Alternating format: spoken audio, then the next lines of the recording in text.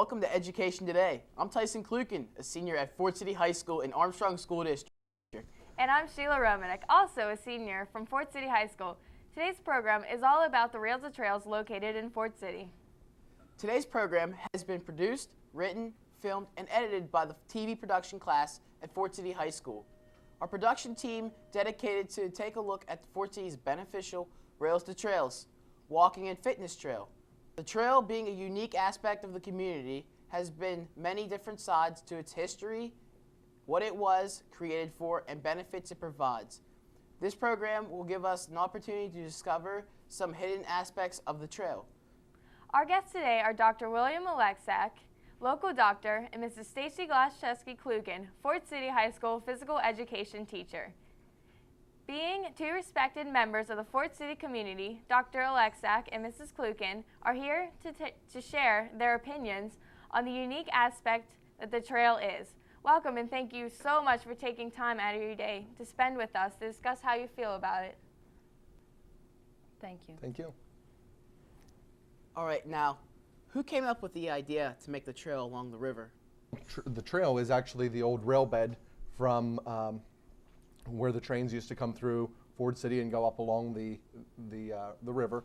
And after the rail line was abandoned and no longer running trails, the Allegheny Valley Land Trust acquired the good portion of the land, and the trails, then the Rails to Trails came into fruition there.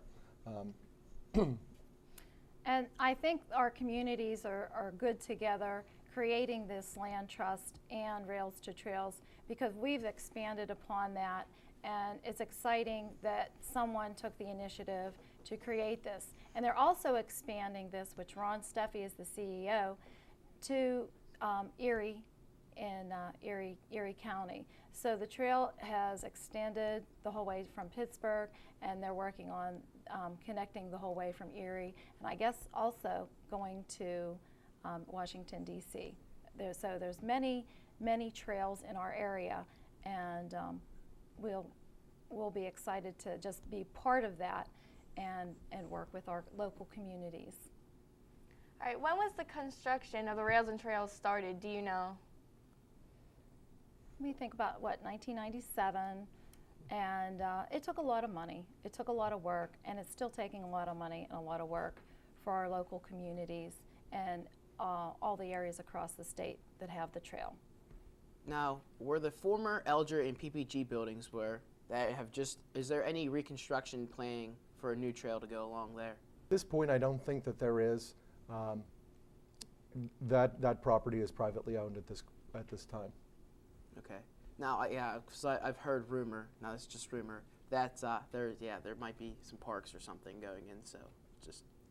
Yeah, we're just on hold right now because it is a private property, okay, and it's not Fort City Borough property. All right. All right, now here is Tyson Klukin with the story of the history of the trail. Let's take a look back in time and enjoy the memories. Welcome to Fort City. The winding Armstrong Trail traces the course of the scenic Allegheny River along the former Allegheny Valley Railroad line. The passenger and freight railroad ran from 1855 until the 1980s. Through the early 20th century, Pittsburgh Plate Glass, also known as PPG, became the leading manufacturer of glass in the entire world. Producing glass cheaper than European competitors, the efficiency ended the importation of European glass to the United States. As the demand grew, more laborers in Fort City were added to the workforce. The town population was on a rapid increase, and transportation was needed to get from place to place. This made the railroad an ever-growing need, with PPG starting to need railroad lines to haul materials worldwide. Hello, I'm Tyson Klukin. Today I will be interviewing Mr. Stanley Glaszewski, a resident of Fort City and a past council member in the 1970s. Today we will be discussing the history of the Rails to Trails. Mr. Glaszewski, what used to be where the Rails to Trails exist today? There was a railroad track there, and that was the big means of transportation for the people in this area to go to Pittsburgh. And this is where Pittsburgh Plate Glass got its materials hauled in, besides that and the river. And then Alger Company had their materials brought in by rail, and they had spur lines running off of that so they could take it in right to the plant.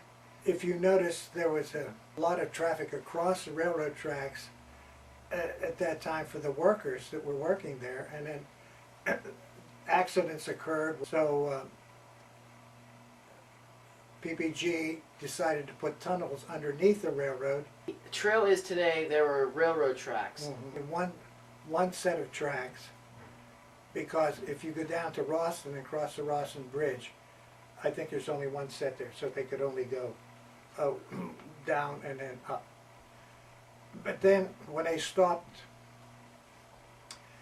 bringing materials up here by rail, then that was just dormant there for a long time. And then when I was on council in '72, I tried to develop a project similar to the Rails to Trails, but I wanted to expand it so that the trail through Ford City would end up and go over onto the hillside, and we were going to make a path up there. Then when the people bought the property from the railroad company in '92, they established the Rails to Trails. Do you know when the trail construction was started? In '97, I'm pretty sure, I think.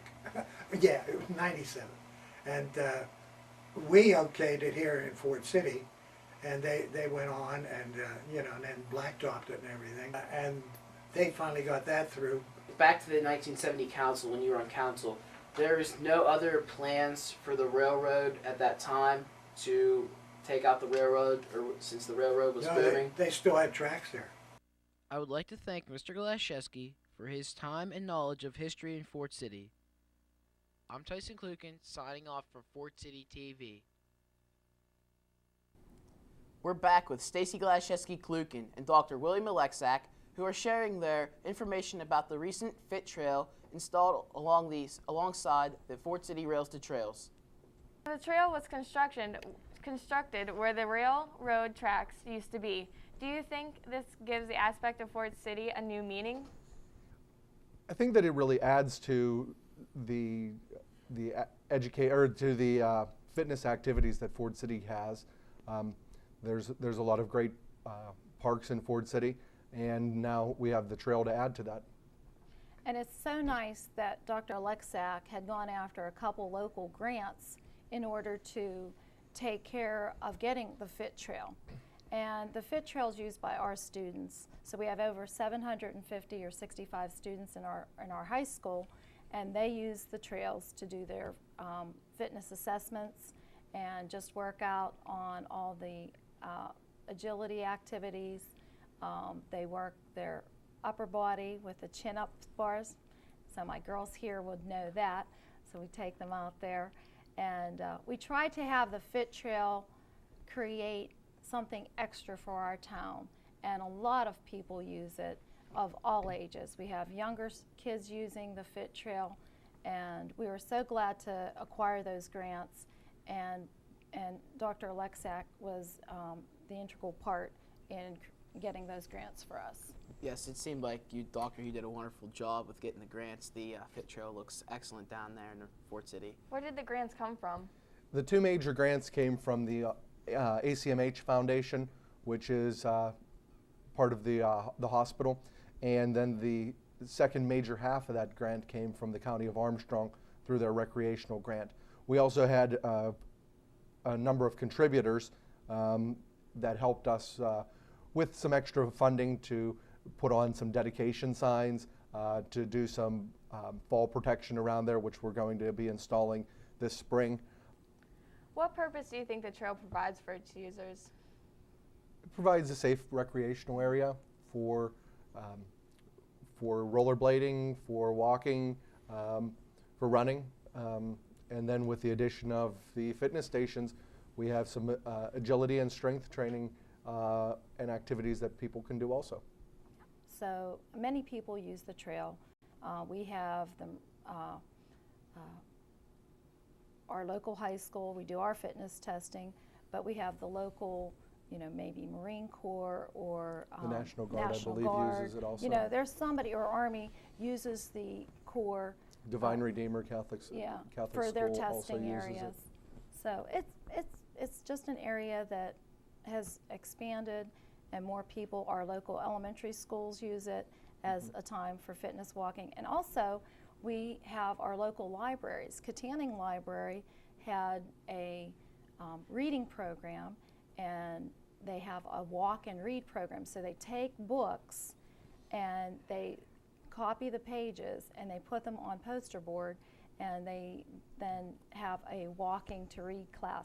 So Fort City asked permission from our library, and we have that program starting back up in the spring, and you'll see that on the trail. So if you have a small child and it's like an elementary level, that child will be able to go to each station, either run to the station or walk to the station, and then they can participate and read a book at the same time they're exercising. So that was another aspect of the trail. It was exciting.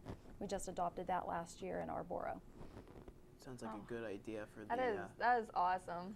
And I think some of my high school kids liked reading them and running to them too. All right, now let's take a look at the overall purpose of the trail and the benefits that it provides to its users. Hi, this is Perry Nicklish for FC-TV reporting on the purpose of FC's Rails to Trails Fitness Trail in Fort City. Aside from the obvious health benefits the trail provides its users, the trail is a first and foremost place for fun and recreation. Although it may first appear to be just a strip of pavement, the trail provides an opportunity to have fun outdoors while getting in shape. On the trail, one can walk, ride a bicycle or rollerblade, walk dogs, or participate in several other activities. As the trail is for all ages, it is a convenient place for anyone to enjoy. Also, the trail is a safe environment. Located between 3rd and 2nd Avenues and running from 14th Street all through Fort City, people are always around. Today I have with us here Kim from McGran, who works at ACMH Hospital. As an advocate of the trail here in Fort City, she's agreed to take a few minutes out of her exercise regimen to talk to us. To start out with, how often would you say you use this fitness trail? Probably 4 times a week. For walking or any other activities? Walking and running. Walking and 3 running. times a week I try to run, and then I usually take at least one more walk. Okay, sounds good. Has the trail benefited you personally, do you think?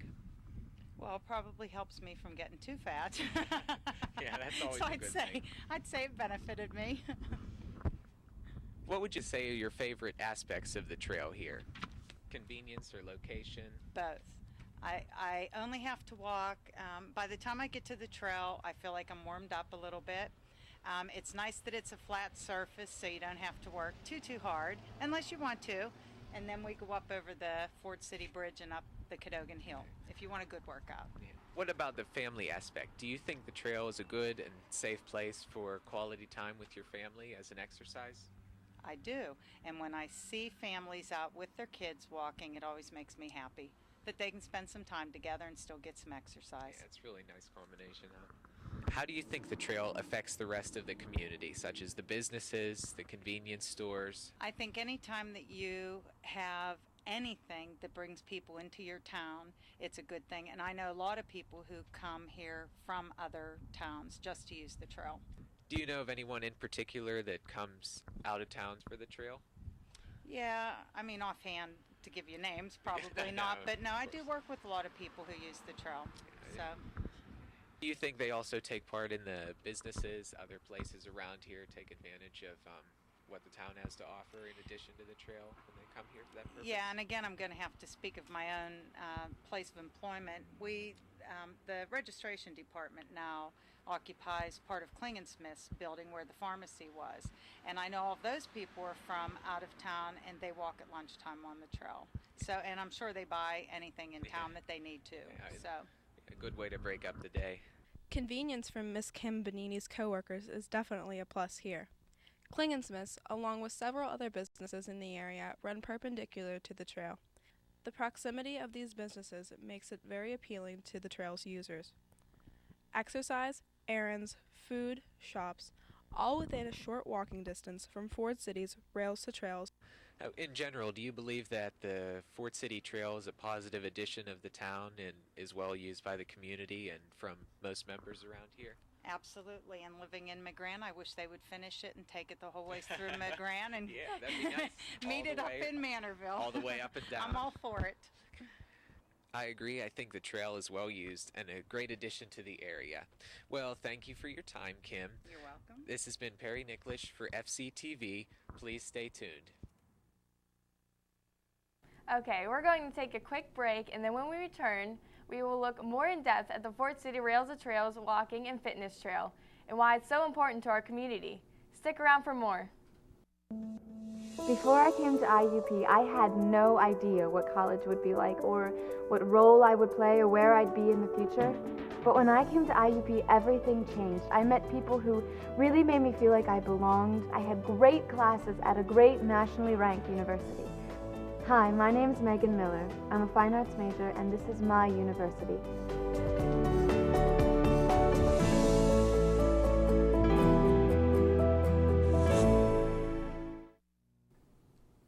Welcome back to the Health and Beauty segment of today's Education Today topic. How did you come up with the idea of creating the fitness trail? Well, the Fit Trail actually is out at the Crooked Creek Dam. I remembered it as whenever I was quite young, and I remember enjoying it out there. And I thought that the area along the Ford City Trail would be a great area to put those fitness stations. How long did it take to plan and construct the individual workouts at the stations? From the time that we started planning this and getting all of the grant money, we probably worked about a year and a half.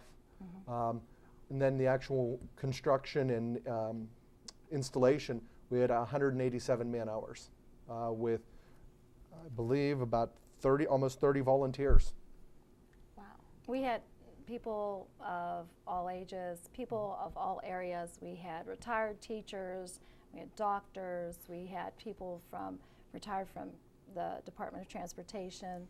We had people aged 20 to 85, yeah. Actually, whenever we installed these. And Dr. Lexak and his dad, Bill, started digging by hand just to test and see how long it would take to dig things. But then Mr. Cotello came in and helped us out because he has an auger. Yeah. Yeah.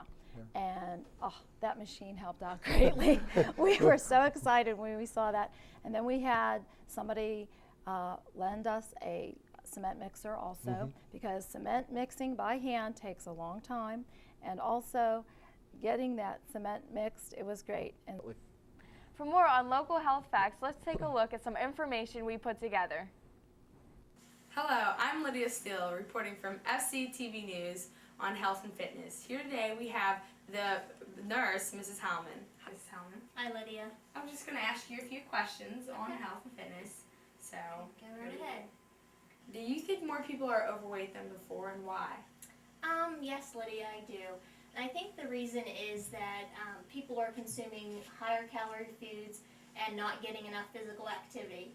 And also genetics can play a role too on being overweight. Okay. What are the disadvantages of being overweight? Well, Lydia, serious health problems can develop. Oh, okay. And what are some of those health problems? Well, being overweight can cause heart disease, which can lead to elevated blood pressure, elevated cholesterol, diabetes, asthma, sleep apnea, which is a cessation of breathing while you're sleeping, and also low self-esteem can occur too from being overweight.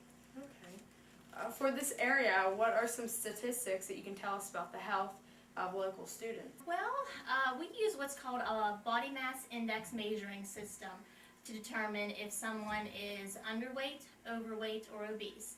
And it's better termed as a BMI. And what it is, it compares a person's height and weight. And according to this year's statistics for our school, at Ford City High School, 40% of our student body is considered overweight. That's a pretty large Wow. number. That's really large. But the good news is that according to last year's statistics, 43% was overweight. So the percent's going down, which is good, but we still have a ways to go Wow. to make that number low. But we're headed in the right direction. Okay. And why do you think these statistics are as such? Well, I believe that, students are consuming higher calorie foods and just not getting enough daily physical activity. Okay. What do you think teenagers and children and all people in general can do to improve their health?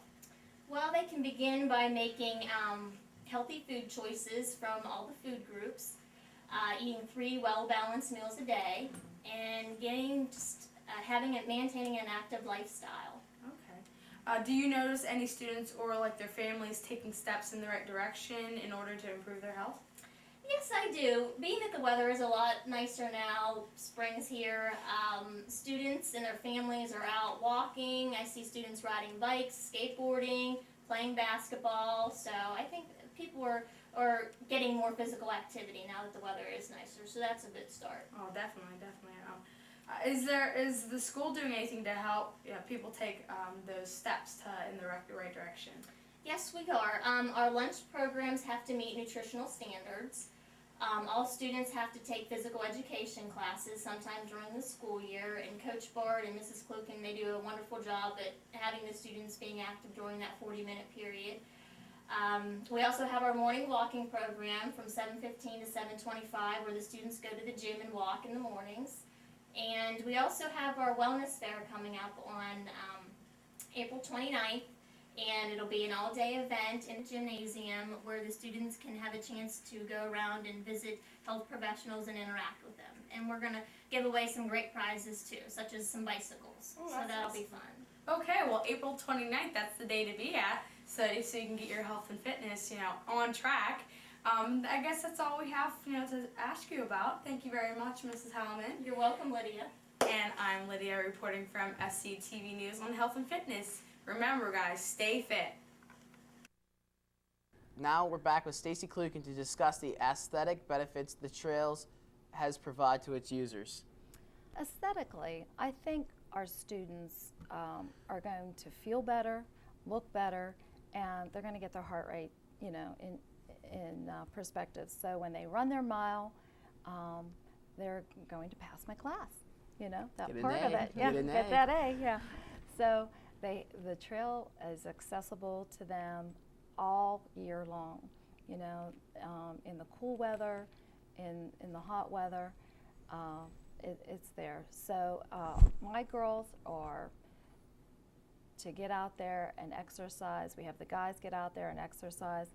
They're going to tone up their body, feel better about themselves, and they're just going to feel great and do better in school. Now about the beautification, what do you think the beautification has on the impact of the community, like with the gardening club? Oh. The garden club has been putting out a lot of little gardens. They've been working really hard, and it looks great. It has taken areas that were previously just grassy areas or not developed, and they've made great little gardens, and they've been taking care of them, and even enhancing some of the other areas around the clock tower and down at the park. I think it makes everyone feel better too when you see pretty flowers or smell things. Don't you smile? You see some pretty things like that, and everyone's excited. Everyone is jumping on board with the garden club, and Mrs. Simmons was the whole start of that. And she is just so excited about it. And I think once we get everyone excited, the ball starts rolling. All right, now how do you feel the gardens and their beautification projects have or will draw more people to utilize the trail in Fort City? Well, I think that a clean, well-maintained trail that has things to do and looks nice is going to bring people in. It's paved, so it has good access. And it's a nice length for people to ride or walk. Additionally, there's a section by Ford Street if they want to stop and have something to eat or stop at one of the stores. It's all very conveniently located, and like I said, if it looks nice and is well maintained, people are going to use it. Here's what our crew has put together on the beautification of the Rails to Trails. Let's take a look. When a few neighbors got together to plant a flower garden in an unintended area on their block, they didn't know the idea would spread like wildflowers. Dee Simmons, a resident in Fort City, is one of those who helped organize the beautification of Fort City. Well, about 2 years ago, I was in Katanning and I was looking at all the beautiful gardens right along the bridge, and I saw the garden club at Katanning, and I thought, wow, we could do something like this in Fort City. So I called a bunch of people and we got together one evening and we decided to start beautification projects along the trail on all of the little different areas where there are flower gardens that never were, and that's how it all started. To get the project off the ground, the Simmonses and other organizers put flyers out asking if anyone could donate time or money. I made flyers up and I put them in every single door of the people, first on O'Connor Street and then on 11th Street. And I told them, meet me on Wednesday at a certain time, see how many people would come. If you'd like to donate for flowers, bring $10. And we had about 15 people come for the very first time. So we started with one garden and it just went from there. From doing this, they made almost $200, which they used to purchase flowers and a bench for the O'Connor Street garden. Dee said, with the success of the project and the growing interest of residents, there was discussion about starting a Fort City Garden Club, which has already happened.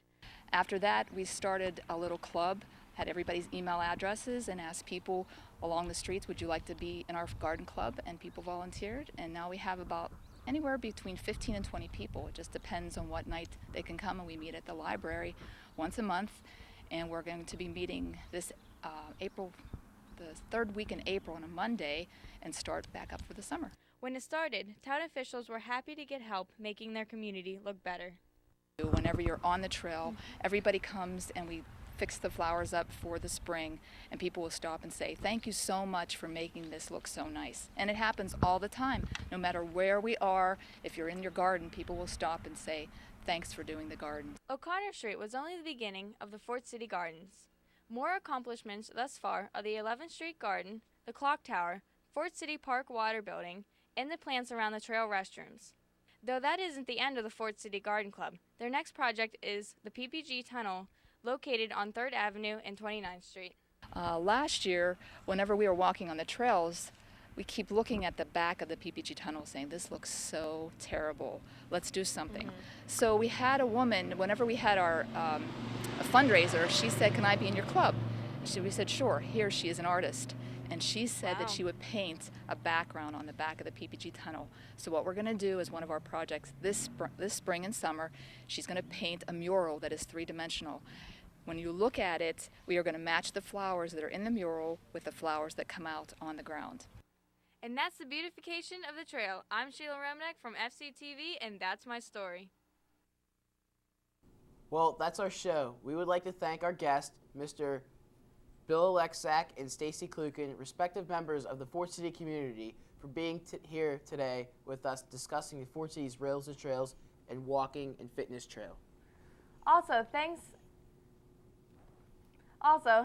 today, film crew from the Fort City High School, led by teacher Barb Keller, for producing this entire show from the script to the final edit. This is what a student-produced project.